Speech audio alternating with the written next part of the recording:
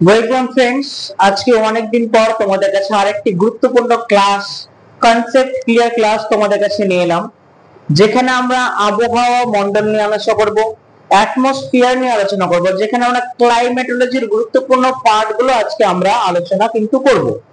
তো তোমরা অবশ্যই ভালোভাবে পুরো ভিডিওটি একদম না টেনে পুরোটা দেখবে, তাহলে আজকে তোমাদের অনেকগুলো কনফিউশন তোমাদের দূর হয়ে যাবে। এবং সাথে সাথে তোমাদের এই যে কম্পোনেন্টের কথা বলছি, যে লেয়ারিং এর কথা আজকে বলবো, আমি স্তরভেদের কথা বলবো, প্রত্যেকটা কিভাবে মনে রাখতে হবে সে সমস্ত সূত্র কিন্তু আজকে তোমাদের গুরুত্বপূর্ণ সূত্র আজ দিয়ে যাবো, গুরুত্বপূর্ণ টিপস দিয়ে যাবো, যেগুলো তোমাদের মনে রাখা সুবিধা হবে। সো আজকের ক্লাসে তোমরা সকলে জয়েন হয়ে যাও, পুরো ক্লাসটা তোমরা দেখে নাও অবশ্যই, এবং দেখে অবশ্যই আমার মনে হয় তোমাদের অনেক কিছু শেখার আছে, শিখতে পারবে। সো চলো চটপট আমরা শুরু করে দিই। তো আজকে আমরা যে পার্টটা নিয়ে আলোচনা করবো তার একটা যার সামগ্রিক নাম হচ্ছে ক্লাইমেটোলজি, রাইট? এই ক্লাইমেটোলজি নিয়ে আজকে আমরা আলোচনা করব। তোমাদের এসএসসি যারা জিওগ্রাফি আছো, এসএসসি যারা পরীক্ষা দিচ্ছে, এবারে এসএসসি পরীক্ষা দেবে ক্লাইমেটোলজি, সঙ্গে সঙ্গে যাদের যারা ক্লাস 11-12 রয়েছে এইচএস বা জিওগ্রাফি, তাদের ক্ষেত্রে কিন্তু ক্লাসটি গুরুত্বপূর্ণ। তো এইচএস ক্লাসের জন্য ভীষণভাবে গুরুত্বপূর্ণ, সঙ্গে সঙ্গে এসএসসি বা এসএসসির জন্য গুরুত্বপূর্ণ। আজকে আলোচনা করব ক্লাইমেটোলজির গুরুত্বপূর্ণ প্রথম পার্ট, যেটার নাম হচ্ছে components and layering of the atmosphere. Okay, তাহলে আমরা যখন এটা নিয়ে আলোচনা করব, তাহলে প্রথমে দুটো শব্দ কিন্তু আমরা অবশ্যই দেখতে পাবো, দুটো জিনিস আমাদেরকে জানতে হবে। কি কি জিনিস? যখন আমরা ক্লাইমেটোলজি বা জলবায়ু বিদ্যা নিয়ে আলোচনা করছি, দুটো জিনিস না জানলে নয়। সেটা যার প্রথমটা হচ্ছে কি, তার প্রথমটা হচ্ছে ওয়েদার, হোয়াট ইজ ওয়েদার, আর দ্বিতীয়টা হচ্ছে হোয়াট ইজ ক্লাইমেট। এই দুটো জিনিস প্রথমে আমাদের জেনে নিতে হবে। এই ওয়েদারটা কি, আবহাওয়াটা কি, বা ক্লাইমেটটা কি, আমাদের জলবায়ুটা কি, আমাদের জেনে নিতে হবে। তোমরা অনেকেই জানো, তারপরেও আমি তোমাদের একটু বলে দিই। দেখো, ওয়েদার মিন্স হচ্ছে আবহাওয়া। কিওয়ার্ডটা কি বলছেন? কিওয়ার্ড বলছেন যে একটা নির্দিষ্ট সংযুক্তি, আবহাওয়ার বিভিন্ন উপকরণের একটা সংযুক্তি, যেটা ক্ষণে ক্ষণে পরিবর্তন হয়। সেটা কোনো একটা নির্দিষ্ট জায়গার হতে হবে, কিংবা নির্দিষ্ট ওই জায়গার নির্দিষ্ট সময়ের পরিমাপ হতে হবে। অর্থাৎ কোন একটা নির্দিষ্ট জায়গার নির্দিষ্ট সময়ে আবহাওয়ার যেসব উপাদানগুলো বিরাজ করছে বা তাদের বৈশিষ্ট্য দেখা দিচ্ছে আমাদের চোখের সামনে, দ্যাট ইজ কল, আমরা তাকে ওয়েদার বলবো বা আবহাওয়া বলবো। এখন আবহাওয়ার উপাদানগুলো কি কি আমরা সকলে জানি। বায়ু প্রবাহ হতে পারে, বৃষ্টিপাত হতে পারে, তাপমাত্রা হতে পারে, বায়ু প্রবাহ হতে পারে, বায়ু চাপ হতে পারে। এই যে আবহাওয়ার বিভিন্ন উপাদান ক্ষণে ক্ষণে পরিবর্তন হচ্ছে। ধরো যে আজকে আমি একটা দিন বেছে নিলাম, আজ সকালে হয়তো খুব বৃষ্টি হয়েছে, সকাল 7টা-8টায়। দেখা গেলো 1 ঘন্টা পর বৃষ্টি হওয়ার পরে কি সূর্য উঠে গেছে, মানে বৃষ্টি হওয়া বন্ধ হয়ে গেছে, সঙ্গে সঙ্গে সূর্য তার কিন্তু তাপ দিতে ব্যস্ত হয়ে পড়েছে। তার মানে একটা দিনের ক্ষণে ক্ষণে তাপমাত্রা, বৃষ্টিপাত চেঞ্জ হচ্ছে। আবার আমরা বলি না, আজ খুব সকালবেলা খুব গরম ছিল, দুপুরবেলা বৃষ্টি হলো, বাতাস বইতে শুরু করলো, তো আবহাওয়াটা একটু ঠান্ডা হলো। এই যে ক্ষণে ক্ষণে জিনিসটা চেঞ্জ হচ্ছে, সেটাকে আমরা বলছি আবহাওয়া। একটা দিনের মধ্যেই বারবার ঘন ঘন পরিবর্তন হতে পারে। কিন্তু ক্লাইমেটটা কি, জলবায়ুটা কি? ধরো তুমি আজকে কলকাতার বাসিন্দা, তুমি আজ থেকে নয়, গত 1 বছর থেকে নয়, 2 বছর থেকে নয়, তোমার বয়স হয়ে গেছে 50। ধরে নাও তোমার বয়স হয়ে গেছে 50, তুমি কলকাতায় 40 বছর যাবত আছো, এবং কলকাতার আবহাওয়ার সঙ্গে তুমি পরিচিত হয়ে গেছো। ঠিক আছে, আবহাওয়া মানে জানলাম যে আজকের একটা নির্দিষ্ট দিনে সকালে তাপমাত্রা একরকম ছিল, বিকেলে তাপমাত্রা একরকম ছিল, কিন্তু এই তাপমাত্রা দেখে তুমি অভ্যস্ত হয়ে গেছো। একটা সারা বছরের একটা সামেশন তুমি করতে পারছো। তুমি এটা কলকাতায় এখন 40 বছর থাকার পরে তোমার এটা মনে হয়েছে যে জানুয়ারিতে কলকাতায় ঠান্ডা পড়ে, হতে পারে তখন কুয়াশা পড়তে পারে কোন একটা দিনে, বা কোন একটা দিনে সূর্যের আলো পড়তে পারে, বা তোমার একটা অভ্যস্ত হয়ে জানুয়ারি মাসে খুব ঠান্ডা পড়ে। তুমি যখন কলকাতা থেকে থেকে বিভিন্ন মাসগুলোতে তুমি করেছো, তখন দেখছো জুলাই মাসে অতিরিক্ত বর্ষা হচ্ছে।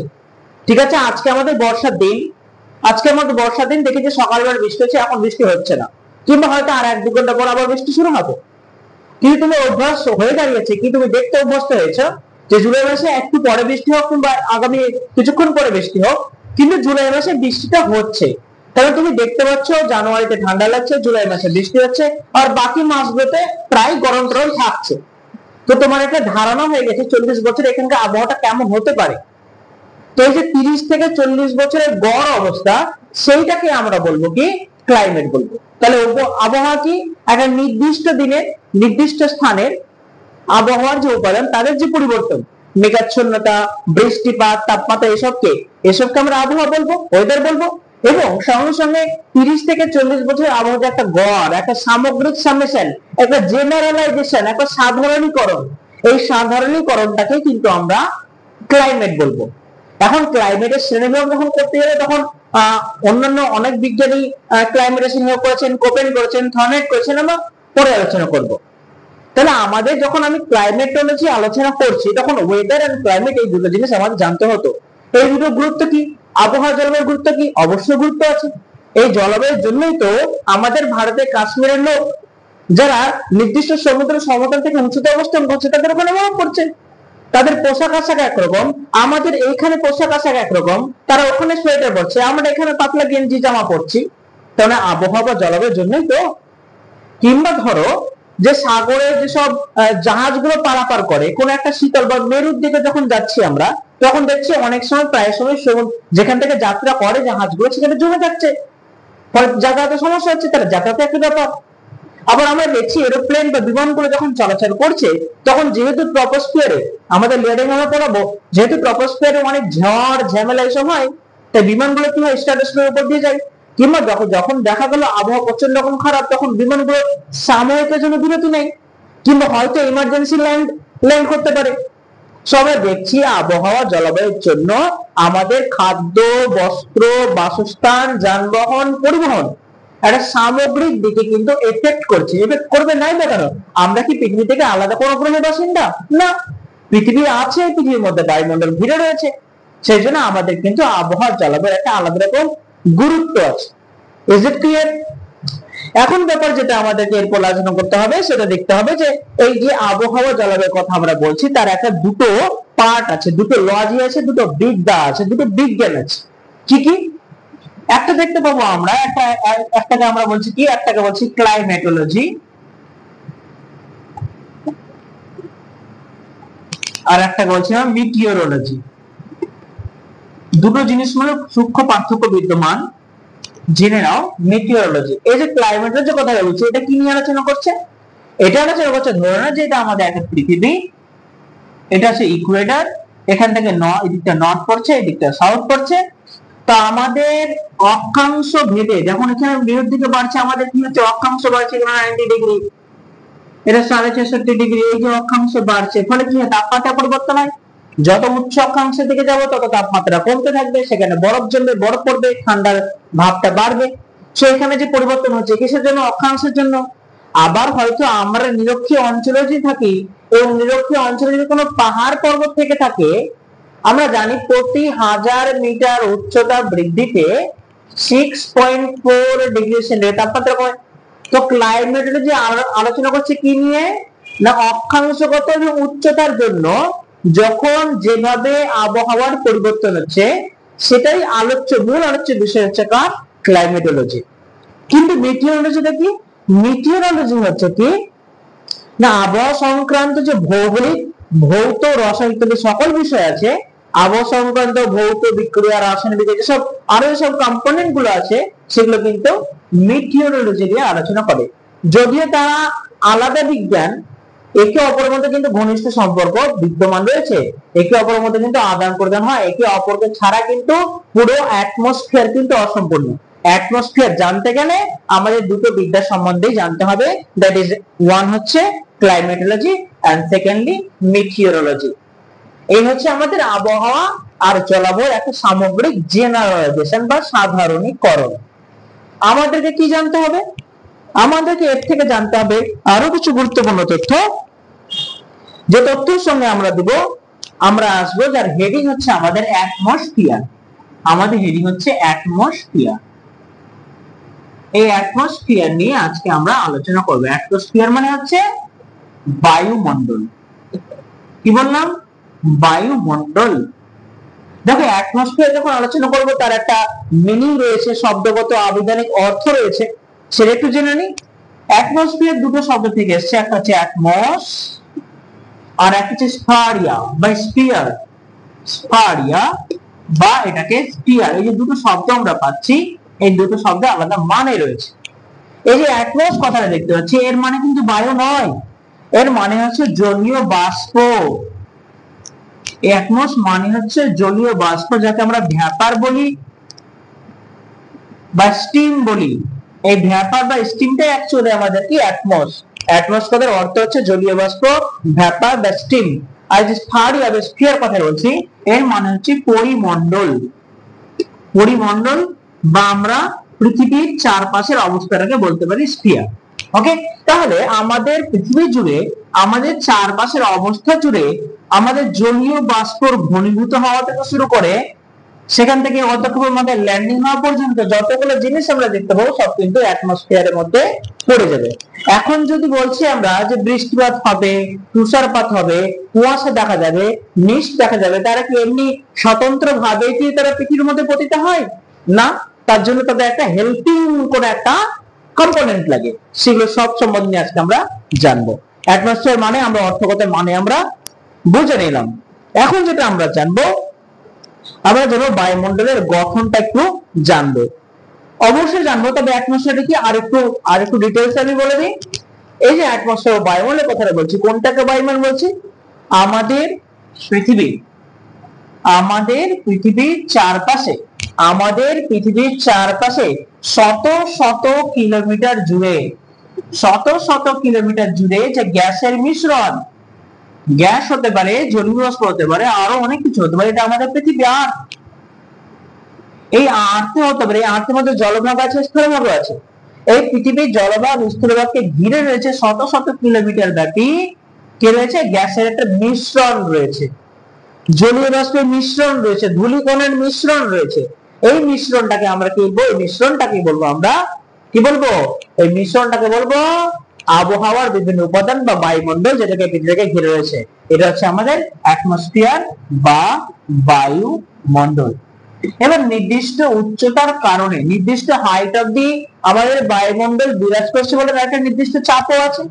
ফলে এই চাপের জন্য কখনো কখনো সমুদ্রের কিছু তলায়ও মাত্র কিছু একটা বায়ুর চাপ থাকে, সেখানে কিন্তু আমরা কিছু কিছু বায়ুমণ্ডলের কিছু কিছু অংশ দেখতে পাবো। আমরা জানি মাটির মধ্যে অনেক খনিজ থাকে, গ্যাস থেকে, নাইট্রোজেন দেখতে পাই। সমুদ্রের জলাতলে অগভীর জলে আমরা অনেক কিছু গ্যাসের কিছু হালকা কিছু দেখতে পাই। সো আমাদের একটা চাপ থেকে, চাপের জন্য সমুদ্রের তলদেশে কিন্তু কিছু কিছু বায়ুর প্রভাব আমরা দেখতে পাবো। সো মোদ্দা কথা হলো যে আমাদের এই জিরো গ্রাভিটি, মানে জিরো লেভেল থেকে ধরি এবং 10,000 কিলোমিটার অবধি যে বায়ুর আস্তরণ, সেটাকে আমরা বলছি বায়ুমণ্ডল বা অ্যাটমসফিয়ার।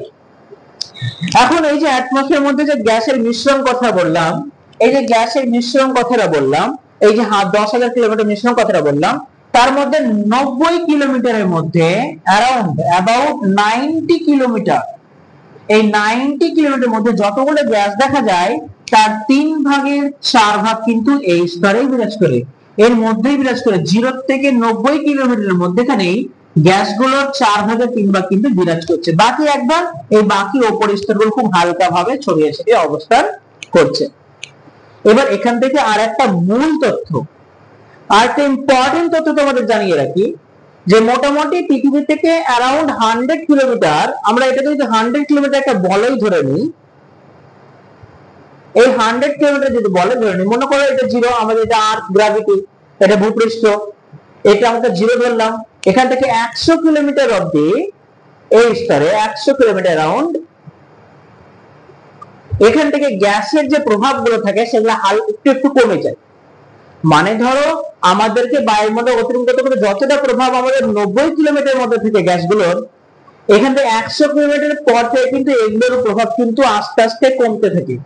তার মানে এখান থেকে যদি রকেট ছোড়া হয় পৃথিবী থেকে, তাহলে এই যে 100 কিলোমিটার উপর পার করলে বায়ুমণ্ডলের প্রভাব একটু করে কমে যাবে। এবং এই জায়গাটাকে আমরা এখানকে বলছি যে আমরা বাকি জায়গাটাতে পড়ে স্পেস, এটা তো মহাকাশ। 10,000 কিলোমিটার উপরে আর তো কিছু আকর্ষণ নাই, কিছু মাধ্যাকর্ষণ কোনো কাজই করবে না। তারপরেও 100 কিলোমিটার উপর থেকে, 100 কিলোমিটার উপর থেকে এই স্তর থেকে কিন্তু প্রভাব কমতে থাকে। এই স্তরটাকে বলা হয় আউটার স্পেস, এটাকে বলা হয় আউটার স্পেস। তাহলে যে উচ্চতায় মানে 100 কিলোমিটার উচ্চতায় যখন আমাদের গ্যাসের প্রভাব কমে যাচ্ছে, এই রেখাটা বিজ্ঞানী থিওডোর কারমান, বিজ্ঞানের নাম কি বললাম? বিজ্ঞানের নাম বললাম থিওডোর কারমান। বিজ্ঞানী থিওডোর কারমান এই লাইনটার কথা বলেন। এই যে আউটার স্পেস আর পৃথিবীর বায়ুমণ্ডলে যে লাইনটার কথা বললেন, যার উচ্চতা হচ্ছে 0 থেকে মানে ভূপৃষ্ঠ থেকে 100 কিলোমিটার উপরে, এই লাইনটাকে বলছে থিওডোর কারমানের নাম অনুসারে কারমান লাইন বলা হয়। কাল্পনিক রেখাটাকে বলা হয় কারমান লাইন। তোমরা খাতায় নোট করে নাও, কোশ্চেনে কিন্তু অনেকবার দেয়। বোঝা গেল কারমান লাইন কি আবিষ্কার করে? বিজ্ঞানী থিওডোর কারমান, যার পুরো নাম ছিল কি? পুরো নাম ছিল থিওডোর ভন কারমান। পুরো নাম ছিল থিওডোর ভন কারমান। এই স্টারটি আবিষ্কার করেছিলেন।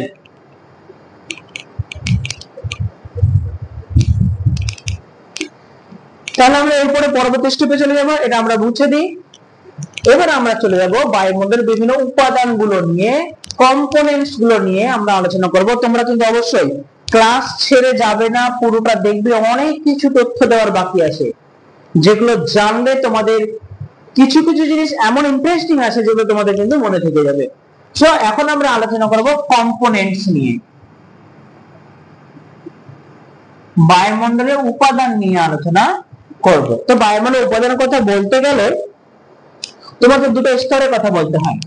বায়ুমণ্ডলের উপাদানের কথা বলতে গেলে আমি দুটো স্তরের কথা বলবো। সেটা একটাকে আমরা বলি হোমোস্ফিয়ার,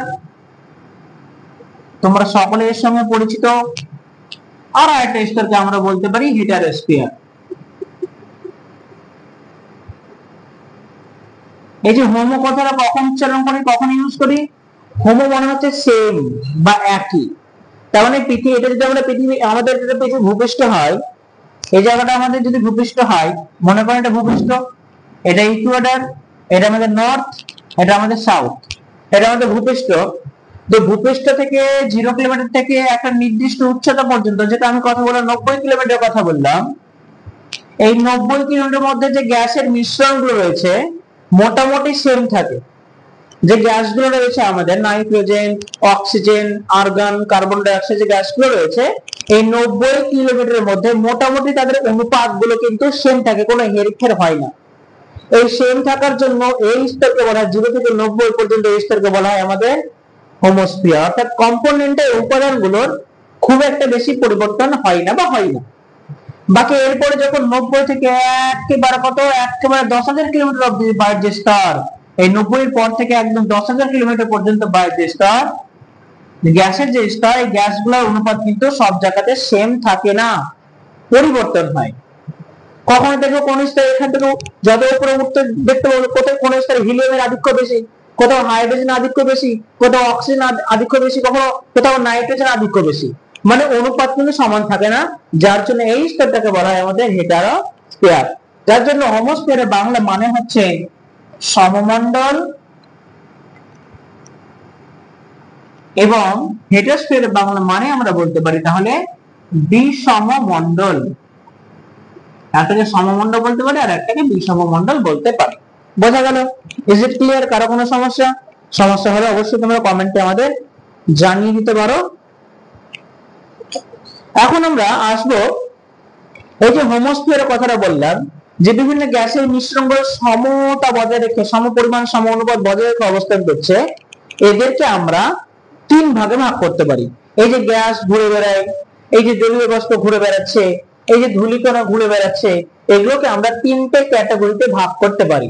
এইসব উপাদানকে আমরা 3টে ক্যাটাগরিতে ভাগ করতে পারি, কম্পোনেন্ট গুলোকে 3টে ক্যাটাগরিতে ভাগ করতে পারি। 1 নম্বর যেটাকে বলবো আমরা হচ্ছে গ্যাসিয়াস বা গ্যাসিয়াস, কি বলবো এটাকে? Particle, gaseous particle. আমরা বলবো গ্যাসিয়াস পার্টিকেল। গ্যাসিয়াস পার্টিকেল মানে বুঝতে পারছো, যেখানে গ্যাস শুধুমাত্র থাকবে। 3টে গ্যাসিয়াস ভাগ করব, লিকুইড পার্টিকেলে ভাগ করব, সলিড পার্টিকেলে ভাগ করব। তাহলে প্রথম আলোচনা হচ্ছে আমাদের গ্যাসিয়াস পার্টিকেল। এই যে হোমোস্ফিয়ারে আমরা বিভিন্ন গ্যাসের মিশ্রণ দেখতে পাচ্ছি, এই মিশ্রণকে আমরা গ্যাসিয়াস প্রথমে 3টে ভাগ করব, যার প্রথম ভাগটা হচ্ছে গ্যাসিয়াস পার্টিকেল। এই গ্যাসেস পার্টিকেলস বিভিন্ন গ্যাস থাকতে পারে। গ্যাসেস মানেই বলছি তার মানে কি গ্যাস থাকবে।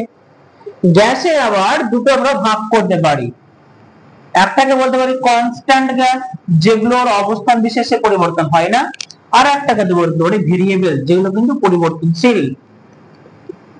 এবং কনস্ট্যান্টের মধ্যে কি কি পড়ে? কনস্ট্যান্টের মধ্যে পড়বে কি কি পড়বে? নাইট্রোজেন, অক্সিজেন, আর্গন, এগুলোকে আমরা কনস্ট্যান্ট গ্যাস বলতে পারি। ভেরিয়েবলে পড়ে বাকি সবগুলো ভেরিয়েবলে পড়ে, carbon die oxide, carbon monoxide, বলতে পারি জেনন, ক্রিপ্টন, ওজোন, সবগুলোই আমাদের ভেরিয়েবলের মধ্যে পড়ে যাবে। ক্লিয়ার? তাহলে কনস্ট্যান্টের মধ্যে বলছে নাইট্রোজেন, অক্সিজেন, আর্গন। কনস্ট্যান্ট কেন? এদের অনুপাতে খুব একটা হেরফের হয় না। তাছাড়া এই যে গ্যাসগুলো পাচ্ছি, ওয়েদারিং ফেনোমেনন, আবহাওয়ার কোনো অংশতে এরা অ্যাক্টিভলি কিন্তু থাকে না, অ্যাক্টিভ ভাবে এরা কাজই করে না। ওয়েদার ফেনোমেননে এদের কোনো কাজই নেই। কেন বলছি? কারণ যখন পৃথিবীতে বায়ুমণ্ডলে ঝড় হচ্ছে, বৃষ্টি হচ্ছে, থান্ডার স্টর্ম হচ্ছে, এগুলোতে এদের কোনো কাজই নেই। এগুলো কোনো সাহায্য করে না, আবার কোনো রকম দুষ্টামিও করে না এই নাইট্রোজেন, অক্সিজেন। বাকি এই যে গ্যাসগুলো রয়েছে আমাদের, এগুলো কিন্তু ওয়েদার ফেনোমেননে যথেষ্ট রকম গুরুত্বপূর্ণ ভূমিকা পালন করে, যার মধ্যে কার্বন ডাই অক্সাইড তোমার হাড়ে হাড়ে চেনো। এগুলো বাকি গ্যাসগুলোর মধ্যে সবগুলো নিষ্ক্রিয় গ্যাস, কিন্তু কার্বন ডাই অক্সাইড হচ্ছে বেশি আলোচনার বিষয়, বেশি ফেমাস। এবং কার্বন ডাই অক্সাইড গ্যাস বলবো, সবগুলো গ্যাসের কথা বলবো, তবে এদের প্রত্যেকটা গ্যাসে একটা নির্দিষ্ট গুরুত্ব রয়েছে, ইম্পর্টেন্স রয়েছে। তোমরা জানো নাইট্রোজেন, প্রোটিন, যখন কোন ব্যাকটেরিয়া যখন মাটিতে নাইট্রোজেন স্থিতিকরণের কাজ করে, তখন এইসব প্রোটিন গুলোকে উদ্ভিদ গ্রহণ করে, সব প্রোটিন উৎপাদনে সাহায্য করে। আমরা জানি অক্সিজেন ছাড়া আমরা বাঁচবই না, শ্বাস প্রশ্বাসের কাজের জন্য আমরা ব্যবহার করতে পারি। তো এই প্রত্যেকটা গ্যাসের একটা করে না অনেকগুলো কিন্তু গুরুত্ব আছে।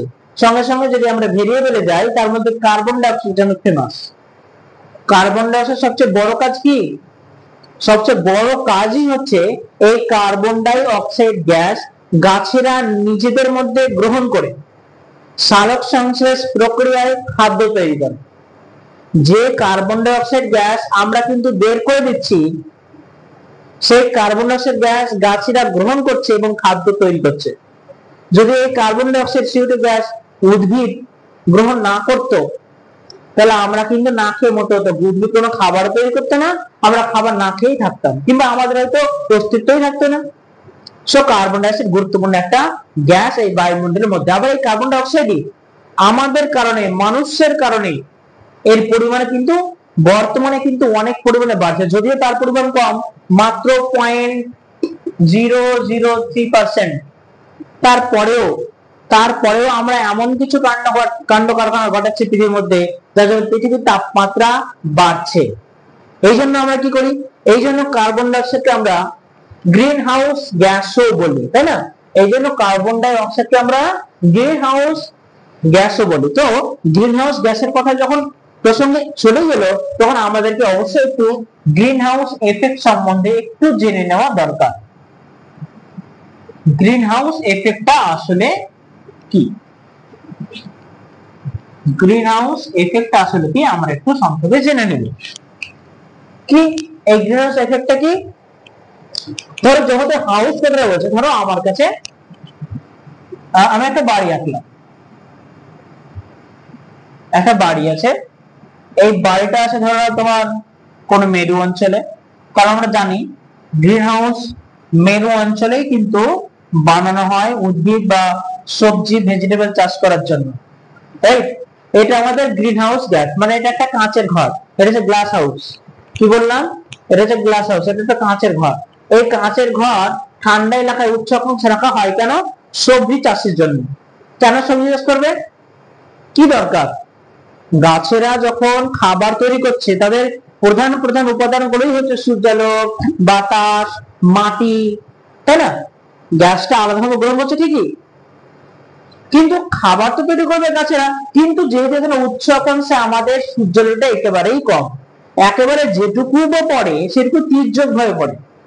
ফলে এই তাপমাত্রার মধ্যে সেই এফেক্টিভনেসটা থাকে না। ফলে কি করা হয়, আমাদের উচ্চ অক্ষাংশের লেভেলগুলোতে একটা কাঁচের ঘর তৈরি করা হয়। এটা আমাদের সাপোজ এটা আমাদের সূর্য, এটা আমাদের সান। কি করবে এই গ্রিনহাউস এফেক্টটা, কি করে গ্রিনহাউস এফেক্টটা কিভাবে কাজে লাগবে? এই যে সূর্য থেকে রশ্মি আসছে, তির্যক ভাবে রশ্মি কি করছে, কাঁচের ঘরে কি করছে, ক্ষুদ্র তরঙ্গরূপে প্রবেশ করছে। এই সূর্যের আলো, সৌর শক্তি, সূর্যের তাপ কি করছে, ক্ষুদ্র তরঙ্গ দেহে প্রবেশ করছে। যেহেতু সূর্য থেকে আসছে, তাই এটাকে আমরা বলতে পারি ইনকামিং সোলার রেডিয়েশন। ভালো করে এই পার্টটা কিন্তু বুঝবা, এটাকে বলছি আমরা ইনকামিং সোলার রেডিয়েশন। তোমাদের কিন্তু পরবর্তী চ্যাপ্টারে ইন্সপিরেশন আছে চ্যাপ্টার, ওগুলো আমরা তোমাদেরকে অবশ্যই বোঝাবো, ক্লাস নিয়ে আসবো। এটাকে আমরা বলছি ইনকামিং সোলার রেডিয়েশন। এই রেডিয়েশনটা কি, রেডিয়েশন কখন তৈরি হবে, যে কোনো পৃথিবীর যে কোনো গরম বস্তু, যে কোনো হোয়াট পার্টিকেল, যে কোনো হোয়াট থিংস, বস্তু হতে পারে, মানুষ হতে পারে, যে কোনো জিনিস, এনিথিং, যে কোনো জিনিস যদি সেটা গরম হয় কোনো কারণে, সূর্যের তাপের কারণে হোক কিংবা হাতের ঘষাঘষির কারণে হোক, যে কোনো কারণেই হোক, যখন কোনো জিনিসের মধ্যে তাপ উৎপন্ন হবে, হিট জেনারেট হবে, সেখান থেকে কিন্তু রেডিয়েশন হবেই হবে। রেডিয়েশন তখনই হবে যখন জিনিসটা গরম থাকবে। তাহলে সূর্য থেকে আলো আসছে, যেটাকে বলছে ইনকামিং সোলার রেডিয়েশন, ক্ষুদ্র তরঙ্গ রূপে কোথায় আসছে, কাঁচের ঘরে প্রবেশ করছে। তার মানে এই যে ভূপৃষ্ঠ যে কাঁচের ঘরে মেঝেতে ঠেকছে, তার মানে এটাও আস্তে আস্তে গরম হচ্ছে। তার মানে এখান থেকে রেডিয়েশন হবে, তার মানে এখান থেকে রেডিয়েশন হবে না? তাহলে সূর্যের আলো যখন ভূপৃষ্ঠকে গরম করছে, তার যে জিনিস গরম সেখান থেকে রেডিয়েশন হবে, এখান থেকে রেডিয়েশন হবে। এই রেডিয়েশন যখন হবে, তখন তাপের একটা বৈশিষ্ট্য কি, ভূপৃষ্ঠ তাপ তো বিকিরণ করবে। বিকিরণ যখন করবে, এরা কি করে, এরা বৃহৎ তরঙ্গরূপে বাইরের দিকে বেরিয়ে যেতে চায়, বৃহৎ তরঙ্গরূপে বাইরের দিকে বেরিয়ে যেতে চায়। কিন্তু ইন্টারেস্টিং বিষয় হলো, এই কাঁচের ঘর পেরিয়ে আর বাইরে যেতে পারে না। এই কাঁচের ঘর পেরিয়ে বৃহত্তম যখন ফিরে যেতে চায়, তখন বেরিয়ে যেতে পারে না। এই রশ্মিটাকে বলা হয় ইনফ্রারেড, ইনফ্রারেড রশ্মি বলা হয়। তাহলে যখন ইনকামিং সোলার রেডিয়েশন যখন এখান থেকে আসছে, যখন বৃহত্তম ফিরে যাচ্ছে, তখন এটাকে আমরা বলছি ইনফ্রারেড রেডিয়েশন। এটাকে বলছি আমরা ইনফ্রারেড রেডিয়েশন। বৃহৎ তরঙ্গ ফিরে যাচ্ছে, কিন্তু কাঁচের গিয়ে ছাদে গিয়ে আটকা পড়েছে, বাধা পড়েছে, ট্র্যাপ হয়ে যাচ্ছে, আবদ্ধ হয়ে যাচ্ছে। তার মানে কি, যখন তাপটা আর বাইরে বেরিয়ে যেতে পারছে না, তখন তাপটা কি হচ্ছে, পুরো ঘর জুড়ে কিন্তু, পুরো ঘর জুড়ে তখন তাপটা বাড়ছে, ফলে কাঁচের ঘরটা গরম যাচ্ছে। ফলে আমাদের এই তাপটাকে কাজে লাগিয়ে কি করছে, এই তাপটাকে কাজে লাগিয়ে বিভিন্ন কি করছে, শস্য চাষ করছে, বিভিন্ন গাছপালা লাগাচ্ছে, ছোট ছোট ভেজিটেবলস লাগাচ্ছে, শস্য চাষ করছে। আর গাছের রং কি আমরা জানি, গ্রিন। গাছের রং হচ্ছে গ্রিন। দূর থেকে ঘরটা দেখতে গেলে মনে হয় পুরো ঘরটা গ্রিন হয়ে আছে, পুরো ঘরটা গ্রিন হয়ে আছে। যার জন্য কি সবজি চাষ করা হচ্ছে বলে কি পুরো ঘরটাকে গ্রিন লাগছে। কিসের জন্য, সূর্যের থেকে আগত ক্ষুদ্র তরঙ্গ এই কাঁচের ঘর দিয়ে প্রবেশ করছে, কিন্তু বৃহৎ তরঙ্গে আর ফিরে যেতে পারছে না, যাকে আমরা বলছি ইনফ্রারেড রেডিয়েশন। ফলে কাঁচের ঘরটা গরম যাচ্ছে, এই গরম তাপমাত্রাটাকে কাজে লাগিয়ে আমাদের শস্য চাষ করা হচ্ছে। দূর থেকে দেখে মনে হচ্ছে সবুজ একটা ঘর, so it is called green house, it is called green house. এখন প্রশ্ন হলো, তাহলে কার্বন ডাই অক্সাইডকে গ্রিন হাউস গ্যাস বলছে কেন? কার্বন ডাই অক্সাইডকে গ্রিন হাউস গ্যাস বলছে কেন, জেনে নাও। কেন বলছে গ্রিন হাউস গ্যাস? কেন তুলনা করা হলো কার্বন ডাই অক্সাইডকে? কেন এত বদনাম? এটা আমাদের আর্থ ক্রাস্ট, এটা আমাদের ভূপৃষ্ঠ, এটা আমাদের ভূপৃষ্ঠ, এটা আমাদের বায়ুমণ্ডল। আর এগুলো কি আমাদের কার্বন ডাই অক্সাইড ভেসে বেড়াচ্ছে, এগুলো ধরে নাও আমাদের কার্বন ডাই অক্সাইড, এই যে পার্টিকেল গুলো আছে এগুলো হচ্ছে কার্বন ডাই অক্সাইড ভেসে বেড়াচ্ছে, রাইট? এটা আমাদের ভূপৃষ্ঠ, আর্থ সারফেস, এটা আমাদের আর্থ সারফেস। সাপোজ এখান থেকে সূর্য মানে সূর্য তাপ আসছে, কি বললাম, ইনকামিং সোলার রেডিয়েশন আসছে। কিভাবে আসছে? ক্ষুদ্র তরঙ্গ রূপে ভূপৃষ্ঠে আসছে, আসছে, অনেকগুলো ক্ষুদ্র তরঙ্গ কি ভূপৃষ্ঠে আসছে, আর এইভাবে কি করছে যখন ফিরে যাচ্ছে, এইভাবে কি দীর্ঘ তরঙ্গ রূপে ফিরে যাচ্ছে, এগুলো দীর্ঘ তরঙ্গ রূপে ফিরে যাচ্ছে, তাই না? এগুলাকে কি বলছি? এগুলাকে বলছি আমরা ইনফ্রারেড রেডিয়েশন বলছি। ইনকামিং সোলার রেডিয়েশন আর ইনফ্রারেড রেডিয়েশন চলে যাচ্ছে। কখন চলে যাচ্ছে? এই ইনফ্রারেড রশ্মিরূপে কখন বেরিয়ে যাচ্ছে? যখন কোন এলাকা কার্বন ডাই অক্সাইড খুবই কম, যখন থাকছে না, তখন পাশ কেটে বেরিয়ে চলে যাচ্ছে। কিন্তু যখন ফিরে যাওয়ার টাইমে, যখন এই রশ্মিগুলো তাপগুলো বৃহৎ তরঙ্গ রূপে ফিরে যাচ্ছে, ফিরে যাওয়ার টাইমে যে কার্বন ডাই অক্সাইডের পার্টিকেল গুলো আছে, কার্বন ডাই অক্সাইড পার্টিকেল গুলো আছে, এখান থেকে যখন এখানে কার্বন ডাই অক্সাইড ঠেকছে কিনা, তখন এগুলো আর বাইরে যাচ্ছে না, এগুলো পৃথিবীতে আবার ফিরে চলে আসছে। এই তাপগুলোকে বাইরে যেতে দিচ্ছে না, এই কার্বন ডাই অক্সাইড আবার ফিরিয়ে দিচ্ছে পৃথিবীর মধ্যে। এই যে পার্টিকেলস গুলো দেখতে পাচ্ছি, এগুলোকে কি তরঙ্গগুলো আবার ফিরে যাচ্ছে পৃথিবীতে, এগুলোর বাইরে যেতে দিচ্ছে না, তাপমাত্রাকে ট্র্যাপ করে নিচ্ছে, আবদ্ধ করে নিচ্ছে। ফলে পৃথিবীর যে তাপমাত্রা, সামগ্রিক যে তাপমাত্রা, তার কি করছে? তার বৃদ্ধি ঘটিয়ে দিচ্ছে। তার বৃদ্ধি ঘটিয়ে দিচ্ছে, যার জন্য কি হচ্ছে? পৃথিবীর তাপমাত্রা বাড়ছে, পৃথিবীর তাপমাত্রা ইনক্রিজ করছে। বুঝতে পারলাম? এই যে বায়ুমণ্ডলে কার্বন ডাই অক্সাইড গ্যাসগুলো ভেসে বেড়াচ্ছে, যখন সূর্যের আলো বৃহৎ তরঙ্গ রূপে ফিরে যাচ্ছে, কার্বন ডাই অক্সাইডের সঙ্গে ধাক্কা খেতে যাচ্ছে, আবার পৃথিবীর বায়ুমণ্ডলে ফিরে আসছে, যার জন্য পৃথিবীর সামগ্রিক তাপমাত্রা বাড়ছে। এই জন্য কার্বন ডাই অক্সাইডকে গ্রিন হাউস গ্যাস হিসেবে তুলনা করা হয়েছে। ক্লিয়ার? তাহলে শব্দ যদি নন্দ ঘোষের হয়, কার্বন ডাই অক্সাইডের কারণে যদি আমাদের তাপমাত্রা বাড়তে থাকে, তাহলে কার্বন ডাই অক্সাইড আমাদের ক্ষতি করছে? পৃথিবীতে এর কোনো ভূমিকা নেই, ভালো কাজে ভূমিকা নেই, এটাকে ভালো করতে পারে না? আরে ভালো তো করতে পারে, আমরা সেই সমস্ত মানুষ যার আমরা কার্বন ডাই অক্সাইড বৃদ্ধি করে দিচ্ছি। আচ্ছা ভাবো তো, পৃথিবীতে কার্বন ডাই অক্সাইড যদি নাই থাকে, তাহলে কি হবে? কার্বন ডাই অক্সাইড জেনে রাখো, অক্সিজেন কার্বন ডাই অক্সাইড পৃথিবীতে তাপের ভারসাম্যটাকে বজায় রাখছে। কার্বন ডাই অক্সাইড নাই থাকতো, এই তাপমাত্রা গুলো পৃথিবীর তাপমাত্রাকে সমতা ফিরিয়ে দিচ্ছে। এগুলো কি হতো সংগঠিত? হতো না। পৃথিবী অতিরিক্ত ঠান্ডা হয়ে পড়তো, জমে যেত, সবসময় তাপমাত্রা মাইনাসে থাকতো পৃথিবীর তাপমাত্রা, কোনো উদ্ভিদে জন্মাতে পারতো না। তাহলে আমরা কোন চিজ? আমরা তো জন্মাতে না, আমাদের অস্তিত্বই থাকতো না। বোঝা যাচ্ছে? আমরা সেই সমস্ত মানুষ যারা আমাদের বিভিন্ন কাজকর্মের জন্য, আমাদের সুবিধার জন্য, আমাদের স্বার্থের জন্য কলকারখানা দূষণ ঘটাচ্ছি, শহরে দূষণ ঘটাচ্ছি, ধুলো বালি ধোঁয়া সমস্ত কিছু ছড়িয়ে দিচ্ছি, যার জন্য পৃথিবীর তাপমাত্রা দিনকে দিন বাড়তে যাচ্ছে। এই বেড়ে যাওয়া তাপমাত্রা ঘটনাটাকে বলা হচ্ছে কি? গ্লোবাল ওয়ার্মিং, বিশ্ব উষ্ণায়ন। তাহলে কার্বন ডাই অক্সাইড বিরাট ভূমিকা কিন্তু রয়েছে, কিন্তু আমাদের জন্য কার্বন ডাই অক্সাইড বেচারা একাই দোষ নিয়ে নিচ্ছে। যাই হোক, আমাদের গ্যাসের উপাদান তো এই মোটামুটি। এই গ্যাসের মধ্যে আমরা বিভিন্ন রকম গ্যাসের গুরুত্ব তো দেখলাম, কিন্তু ব্যাপারটা হচ্ছে পরীক্ষায় যে কোশ্চেনটা তোমাদের দেয় যে কার পরিমাণ কত, বেশি থেকে কমে গ্যাসগুলোকে সাজাও। পরীক্ষাতে কোশ্চেন দিয়েছিল যে বেশি থেকে যার পরিমাণ বেশি সেই অনুযায়ী পরপর সাজাও। এই কোশ্চেনে কিন্তু নাইট্রোজেন অক্সিজেন কিন্তু দেবে না। নাইট্রোজেন অক্সিজেন আমরা সবাই জানি নাইট্রোজেন সবচেয়ে বেশি থাকে 78%, অক্সিজেন তারপরে আছে 21%। তাহলে কি ভাবছেন নাইট্রোজেন অক্সিজেন কোশ্চেনের মধ্যে ঢুকাবে যদি অর্ধক্রমিক অনুসারে সাজাতে বলে? না, আরো অন্যান্য যে নিষ্ক্রিয় গ্যাসগুলো আছে সেগুলো তো দিতে পারে। তাইলে মনে রাখার সূত্র কি? বায়ুমণ্ডলে এত এত গ্যাস ভেসে বেড়াচ্ছে। আজ তোমাদের একটা সূত্র দিচ্ছি, শুনে নাও। এই সূত্র মাথায় গেঁথে নাও, আর কোনোদিন তুমি ভুলবে না। আমরা জানি 1 নম্বরে রয়েছে নাইট্রোজেন, 1 নম্বরে রয়েছে নাইট্রোজেন, যার পরিমাণ প্রায় কত? 78%। আমি পয়েন্টে কিছু লিখলাম না, জাস্ট এমনি একটা 78%।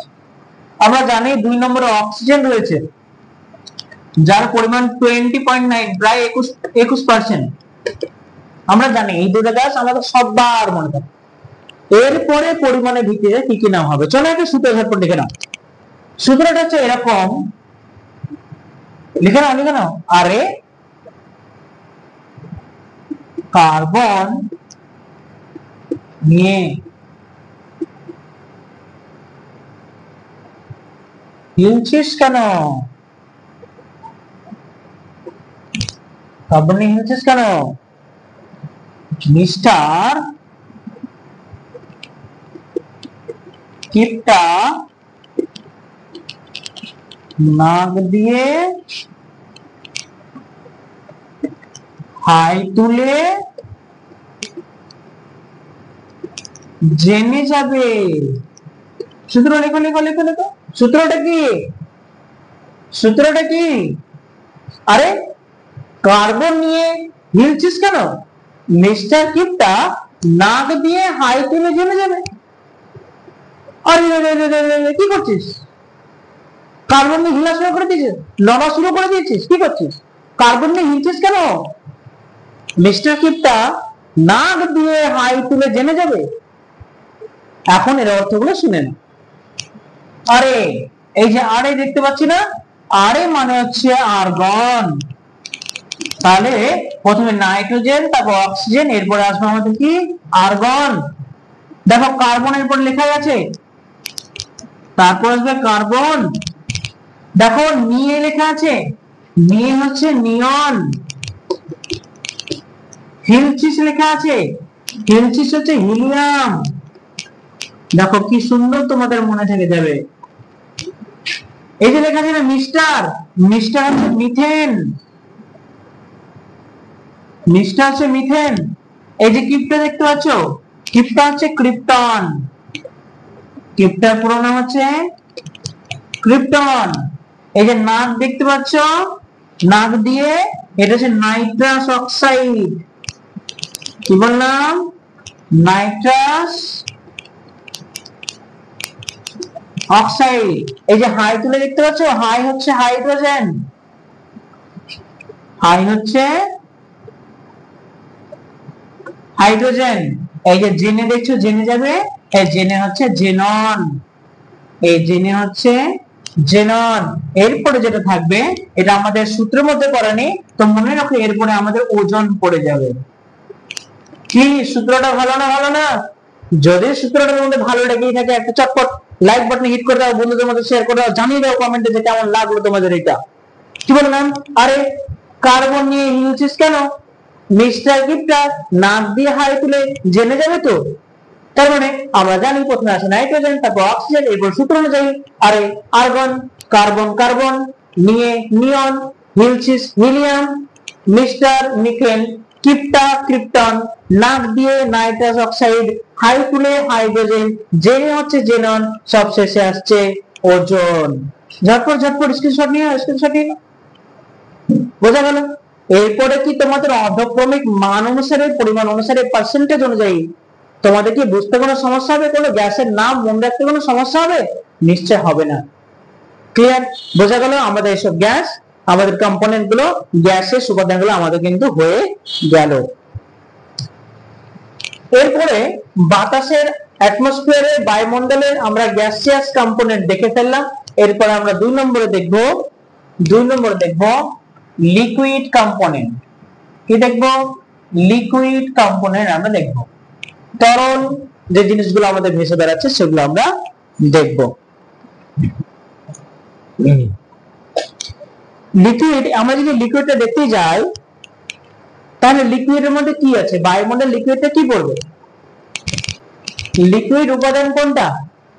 এক এবং একমাত্র লিকুইড উপাদান হচ্ছে আমাদের জলীয় বাষ্প বা ওয়াটার ভ্যাপার। জলীয় বাষ্প একমাত্র আমাদের লিকুইড উপাদান। জলীয় বাষ্পের ভূমিকা কি? ওয়াটার ভ্যাপারের ভূমিকা কি? জলীয় বাষ্প অনেক অনেক অনেক ভূমিকা আছে। এই জলীয় বাষ্প না থাকলে না বৃষ্টিপাত হতো না। তবে কি একাই জলীয় বাষ্প বৃষ্টিপাত ঘটাতে পারে? পারে না।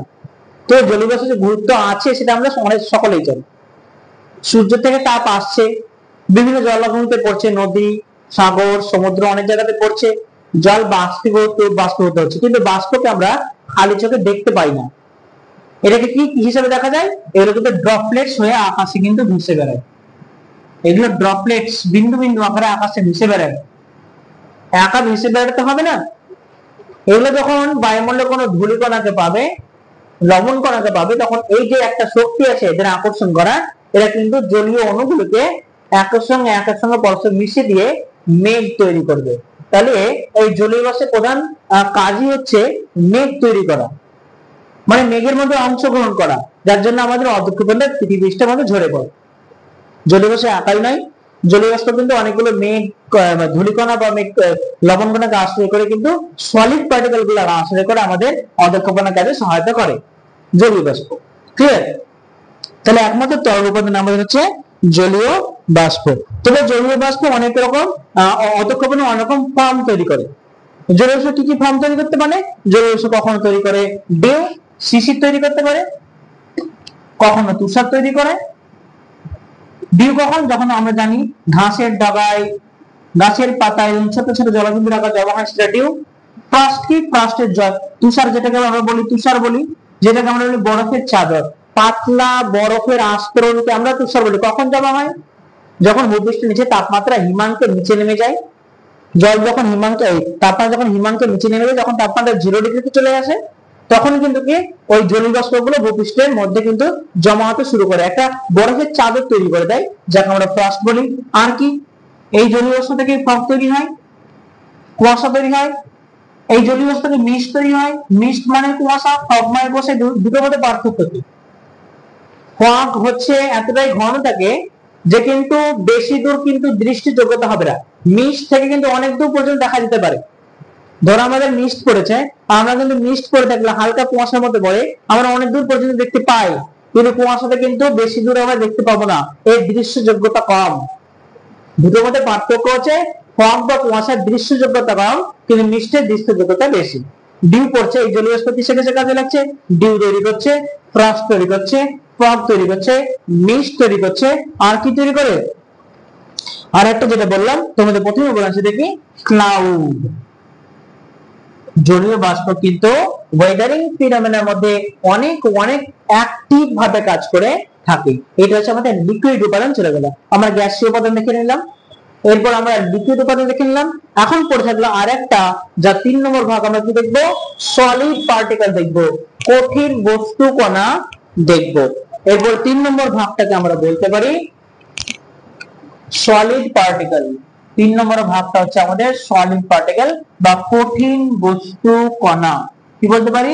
কঠিন বস্তু কণা। এই কঠিন বস্তু কণা কি, কোনগুলো আমরা একটু জেনে নিব। 3 নম্বরে দেখবো আমরা কঠিন বস্তু কণা দেখবো, যার মধ্যে দুটো আমরা দেখতে পাবো প্রধান। একটা হচ্ছে ধূলিকণা, এগুলোকে আমরা কঠিনের মধ্যে ফেলতে পারি। 2 নম্বর দেখতে পাবো আমরা লবণ কণা। কিভাবে লবণ কণা আকাশে যায়, মহাকাশে যায়? কিভাবে লবণ কণা? যখন প্রচন্ড রকম বায়ু প্রবাহ হয়, যখন সুনামি হয়, তখন সমুদ্রের মধ্যে বিরাট যে একটা তরঙ্গের সৃষ্টি হয়। এই তরঙ্গের কারণে সমুদ্রের জল যখন ছিটকে যায়, তার কিছু ড্রপলেটস আমাদের কি হয়? আকাশে ভেসে বেড়ায়, যেখান থেকে আমাদের আকাশে লবণ কণার উপস্থিতি বিরাজ করে বা পাওয়া যায়। এবং সঙ্গে সঙ্গে ধূলিকণাটা উঠছে। এইসব ধূলিকণা, কোন ধূলিকণাগুলো? ধূলিকণা আকাশে কি করে থাকে? আচ্ছা, আমরা যে ধূলিকণাগুলো দেখতে পাই, সেগুলো কি ধূলিকণা ওই আকাশে যাচ্ছে? না, সেগুলো আয়তন অনেক বড়, ব্যাস অনেক বড়। সেই ধূলিকণাগুলো কিন্তু একটা সময় উড়ে গেলেও কিছুটা সময় পর সেগুলো স্থিত হয়ে যায়, মাটিতে থিতিয়ে পড়ে যায়। সেগুলো কিন্তু নয়, যেগুলো একেবারে সূক্ষ্ম, যেগুলো খালি চোখে আমরা দেখতে পেতে পারি না, সেগুলো যেগুলো যেহেতু ওজনটা এতটাই হালকা, পৃথিবীর আকর্ষণ কিন্তু অতটা কার্যকরী এফেক্ট করতে পারে না, সেই ধূলিকণাগুলো আকাশে ভেসে বেড়ায়। এই ধূলিকণা লবণ কণার প্রধান কাজই হচ্ছে বায়ুতে যে জলীয় বাষ্পগুলো ভেসে বেড়াচ্ছে, বায়ুতে যে জলীয় বাষ্পগুলো ভেসে বেড়াচ্ছে, এই ধূলিকণাগুলো তখন কি করে? এই লবণ কণাগুলো কি করে? এই জলীয় বাষ্পগুলোকে আকর্ষণ করে। কি করে আকর্ষণ করে? তখন নিজের গায়ে আটকে নেয়। এইভাবে একটা থেকে একটা আটকাতে শুরু করে। এইভাবে একটা থেকে একটা, দুটো, দুটো থেকে চারটে, চারটা থেকে ছটা করে পার্টিকেল গুলো আস্তে আস্তে আস্তে আস্তে আস্তে আস্তে কি হয়? আস্তে আস্তে জমা হতে থাকে, আস্তে আস্তে জমা হতে থাকে। জমা হতে হতে হতে হতে হতে হতে হতে কি তৈরি করে? আমাদের ক্লাউড ফরমেশন তৈরি করে, মেঘ তৈরি করে। যখন উচ্চতা হিমাঙ্কের নিচে, যখন অতিরিক্ত উচ্চতার কারণে একদম তাপমাত্রাটা কমে আসে, তখন জলীয় বাষ্প কি করে?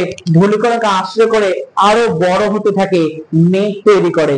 এই মেঘ যখন অতিরিক্ত ভারী হয়ে যায় মাধ্যাকর্ষণ শক্তির প্রভাবে, তখন নিজেদের আটকে রাখতে পারে না, ভাসিয়ে রাখতে পারে না, ওরা মাধ্যাকর্ষণ শক্তির টানে পৃথিবীতে কি ঝরঝর ঝরঝর ঝরঝর ঝরঝর ঝরঝর ঝরঝর করে ঝরে পড়ে, ঝরঝর করে বৃষ্টির উপর ঝরে পড়ে। দ্যাট ইজ কল্ড বৃষ্টিপাত। প্রেসিপিটেশন রেইনফল, ক্লাউড থেকে কি হচ্ছে আমাদের রেইনফল হচ্ছে, রেইনফল হচ্ছে। জলীয় বাষ্পের আরেকটা কাজ কি বলতো, জলীয় বাষ্পের আরেকটা কাজ তোমাদের বলা হলো না। জলীয় বাষ্প তৈরি হচ্ছে কিভাবে? সূর্যের তাপ নাড়তে গেলে কি জলীয় বাষ্প তৈরি হতো? আশা করি হতো না। আমি হাঁড়িতে জল রেখে দিলাম, আমি ওভেনটা জ্বালালাম না, উনুনটা ধরালাম না, আমার কি জল ফুটবে? আমার কি জল বাষ্পীভূত হবে? আমার কি জলীয় বাষ্প তৈরি হবে? হবে না। তার মানে জলীয় বাষ্প হতে গেলে তার মধ্যে তাপ থাকতে হবে। তাপ কি করে? ছোট ছোট ড্রপলেটস এর আকারে আকাশে ভেসে বেরিয়ে যায় জলের কণাগুলোকে, দ্যাট ইজ কল্ড জলীয় বাষ্প। Water vapour. তারপরে কাজে লাগছে তাপ। তার মানে এক একটা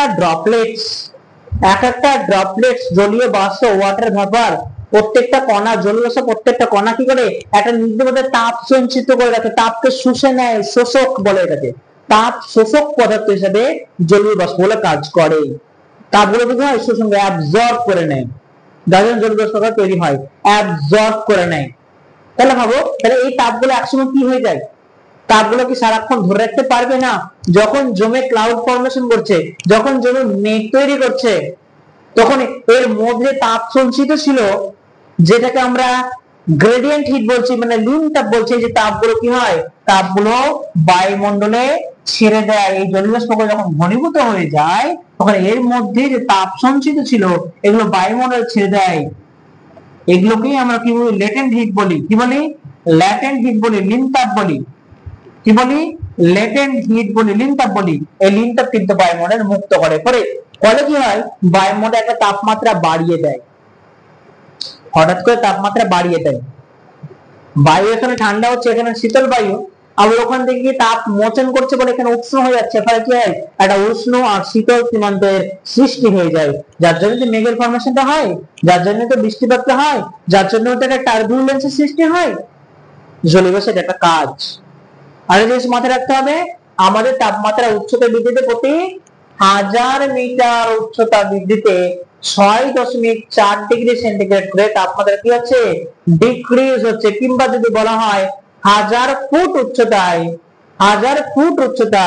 3.5 ডিগ্রি ফারেনহাইট তাপ ডিক্রিজ হয়। উচ্চতা যদি 1000 মিটার বলে, ডিক্রিজ হবে 6.4 ডিগ্রি সেন্টিগ্রেড।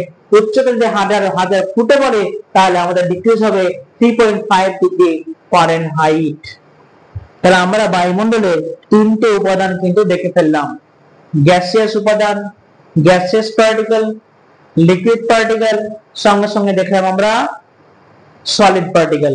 গ্যাসিয়াস দেখলাম carbon, oxygen, nitrogen, argon, xenon, krypton, helium, কত দেখলাম। লিকুইডের মধ্যে জলীয় বাষ্প দেখলাম, লেটেন্ট হিট দেখলাম, বুঝলাম কিভাবে ক্লাউড ফর্মেশন হচ্ছে দেখলাম।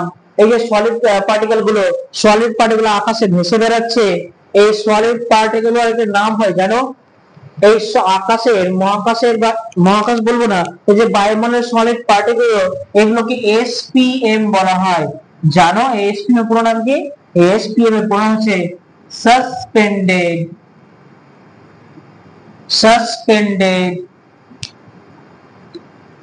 Particular matter. কি বলে? Suspended particular matter, SPM, suspended particular matter. এই সলিড পার্টিকেল গুলো বলে, অর্থাৎ জলীয় ধূলিকণা, লবণকণা, এগুলোকে এসপিএম বলা হয়। এর আরেকটা আবার নাম আছে, মনে রেখো। এগুলোকে যেমন করে এসপিএম বলা হয়, যেহেতু ধূলিকণা, লবণকণা কি হয়? জলীয় বাষ্পকে আকর্ষণ করে, তাই না? আকর্ষণ করে মেঘ ফর্মেশন তৈরি করে, এই জন্য এগুলোকে জলাকর্ষী অণুও বলা হয়। কি বলা হয়? জলাকর্ষী অণুও বলা হয়। কি বললাম? এগুলোকে বলা হয় জলাকর্ষী অণু, বা ইংরেজিতে বলতে গেলে হাইগ্রোস্কোপিক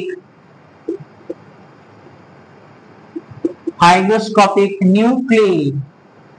এগুলোকে ইংরেজিতে বলা হয় হাইগ্রোস্কোপিক নিউক্লিই। বোঝা গেল? Any problem? কোন সমস্যা? যাবতীয় সমস্যা হলে বলতে পারো। কোন সমস্যা?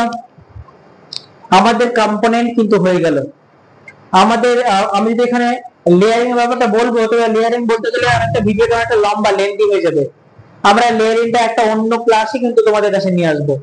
আজকে এটুকুই থাক নাকি? এটুকুই থাক। আমরা নেক্সট ক্লাসে কিন্তু অবশ্যই লেয়ারিং এ খুব ইন্টারেস্টিং জিনিস আছে, এমন জিনিস আছে তোমাদের জানা নেই বা আমাদের জানা নেই, সেগুলো আমরা জানবো, ভালো মতো জানবো। কোশ্চেন কিন্তু অনেক দিক থেকে হতে পারে। ঠিক আছে, আমরা একটা সারমর্ম তৈরি করে দিলাম। সেটা কিসের সারমর্ম তৈরি করলাম? একটা বায়ুমণ্ডলের যে একটা কম্পোনেন্ট উপাদানগুলো, আবহাওয়া কি, জলবায়ু কি, আমরা কিন্তু এই ভিডিওর মধ্যে কিভাবে গ্যাসগুলোকে অধক্রমিক পার্সেন্টেজের মান অনুযায়ী মনে রাখবো সেই সূত্র কিন্তু আমি তোমাদের করিয়ে দিলাম। আশা করি এর থেকে বাইরে কোনো তোমাদের সমস্যা হওয়া উচিত নয়। তো যেহেতু আমি ভিডিও লম্বা করবো না, আজকে এইটুকুই। আমরা লেয়ারিং অন্য কোনো ক্লাসে আলোচনা করবো। আজকে এটুকু থাক, সবকে বিদায়। ভালো লাগলে অবশ্যই কিন্তু এই ভিডিওটা সবার মধ্যে শেয়ার করে দাও, দ্রুত শেয়ার করে দাও, সবাই জানতে পারো। জানা অধিকার সবার আছে। সো তোমরা কি করলে, শেয়ার করলে না, আমাদের একটা এনার্জি, আমাদের এরকম এনার্জি বাড়ে। তোমরা কমেন্ট করলে, লাইক করলে একটা এনার্জি আসে, আমাদের ক্লাস নিতে ভালো লাগে অরিজিনালি। সো তোমরা দেরি না করে পটপট করে লাইক করে দাও, শেয়ার করে দাও। ওকে, আজকে এইটুকুই, সবাইকে বিদায়, দেখা হচ্ছে পরের ভিডিওতে।